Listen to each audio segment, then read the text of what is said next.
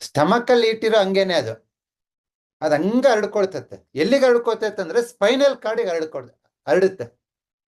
Especially stomach cold ಕೆಳಮುಖವಾಗಿ ಯಾರೆಲ್ಲ stomach heat ಆಗುತ್ತೋ ಅವರಿಗೆ ಮೇಲಕ್ಕೆ ಹೋಗುತ್ತೆ. ಮೇಲಕ್ಕೆ ಹೋಗ್ಬಿಟ್ಟು ಅವ್ರಿಗೆ ಪೇನ್ ಎಲ್ಲಿ ಬರುತ್ತೆ ಅಂದ್ರೆ ಎಕ್ಸಾಕ್ಟ್ ಆಗಿ ಇಲ್ಲಿ ಬರುತ್ತೆ.